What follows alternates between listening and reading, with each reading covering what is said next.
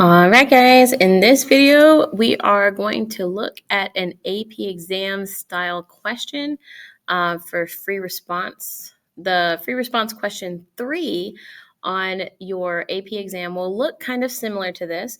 Questions may be a little bit different, but they will be in this kind of style, this type of format. So you'll see a question that is on the free response 3. You're going to see something that is periodic like this. And they'll apply some trigonometry with it and everything. So anyways, this is just us to kind of get started looking at this style of question and get comfortable with being able to break it down and what they're looking at. Okay. Okay. So in our scenario here, we have a clock, right? It might be, the letters may be kind of small on your screen to read it, but I will read it to you. It says a figure shows a large clock mounted to a vertical wall. The clock has an 8-inch long moving minute hand. The center of the clock is 120 inches directly above the floor. I'm going to go ahead and mark those two things. If this minute hand is 8 inches, let me zoom in on this a little bit more so we can see that. But and then the center of the clock is 120 inches directly above the floor. So I'm going to look over here. I'm going to say that's about 120. Okay. Now, they said at time 0 minutes, the minute hand is pointed directly up at the 12. However, the clock is not working properly. Let me zoom this out so you can see the words. I'm sorry. I know this is really little, especially if your screen is little that you're reading this off of. So I apologize for how little that is. But anyways, at time 0 minutes, the minute hand is pointed directly up at the 12. However, the clock is not working properly, and the minute hand is moving twice as fast as it should. Thus, the next time the minute hand points directly at the 12, it is time t equals 30 minutes. As the minute hand moves, the distance between the endpoint of the minute hand and the floor periodically decreases and increases.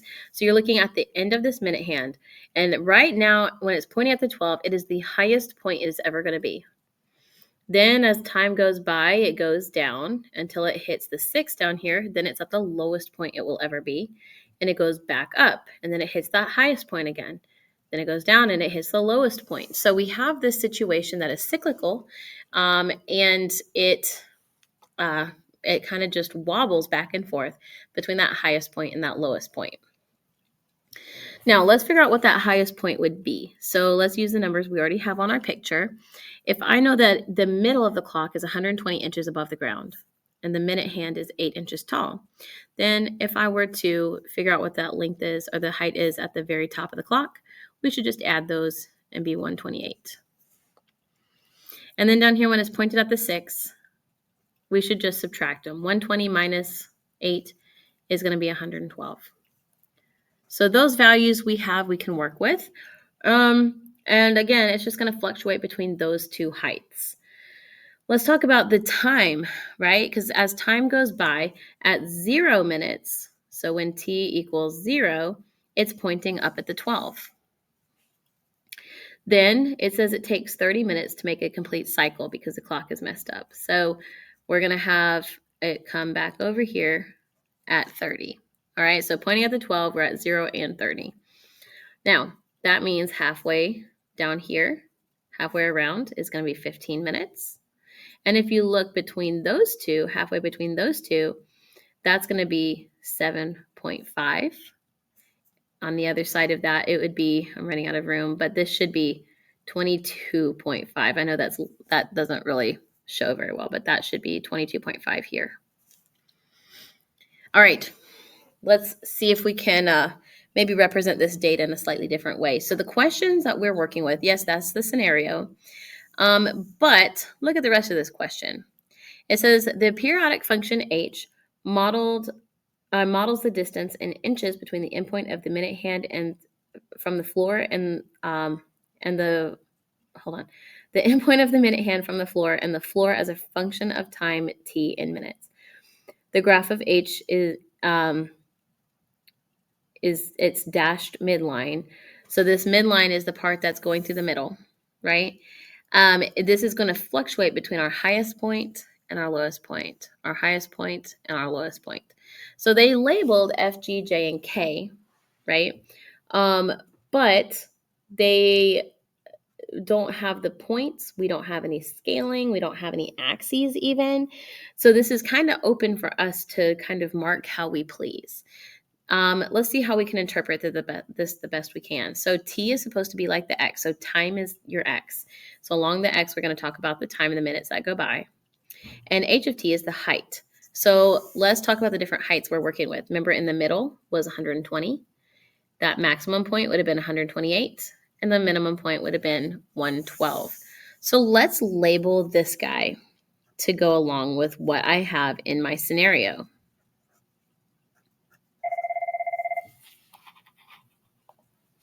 All right, let's talk about the x's. How are we going to label the x's? Well, let's look at what we're working with here. At time 0, it is at the highest point it's going to reach, right? So let's look down here. F is the highest point it's going to reach. I think it's fair to say that this is t equals 0. Now, again, they say this is determining possible coordinates.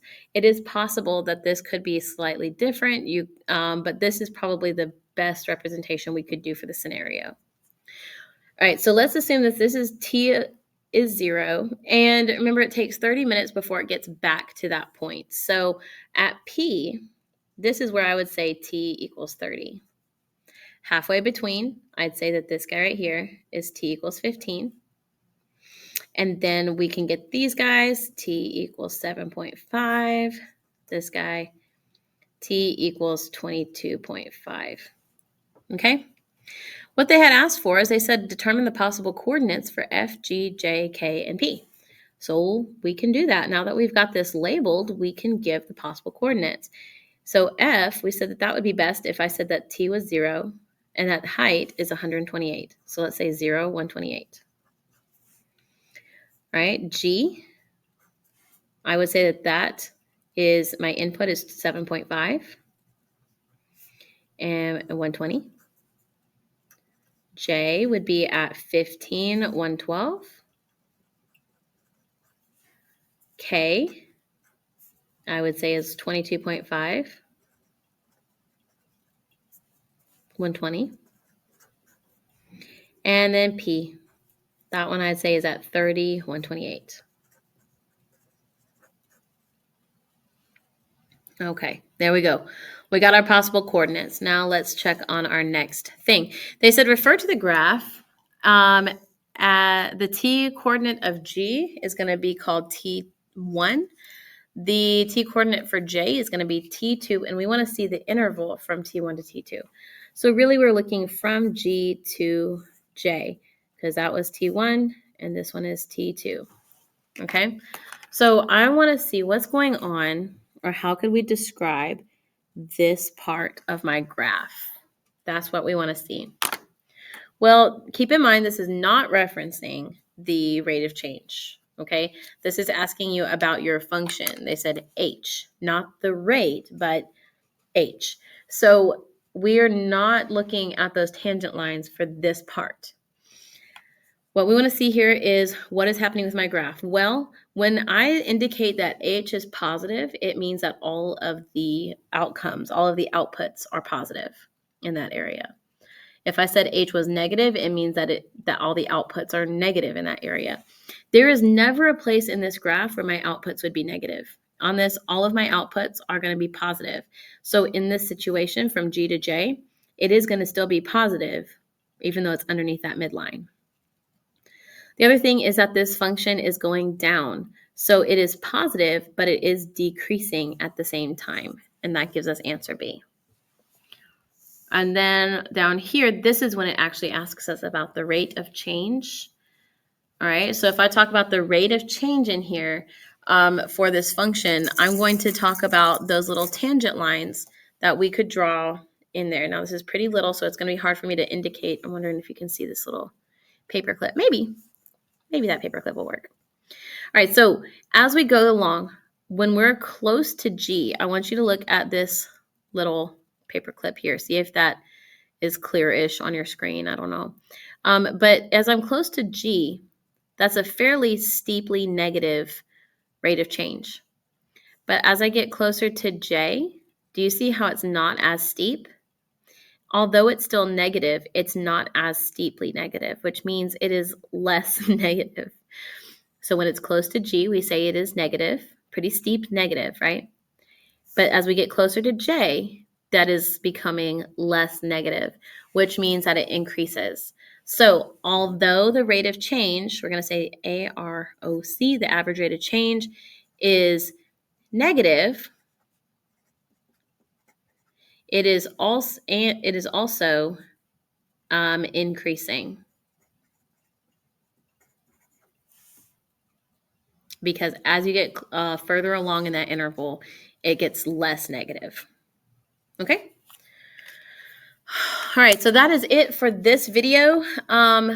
We will expand on this in the next section, where we're going to take the problem that's like the same, but ask slightly different questions that are maybe a little bit more in depth. Okay, so just look forward to that coming up in our next section, and I'll see you in the next video. Bye.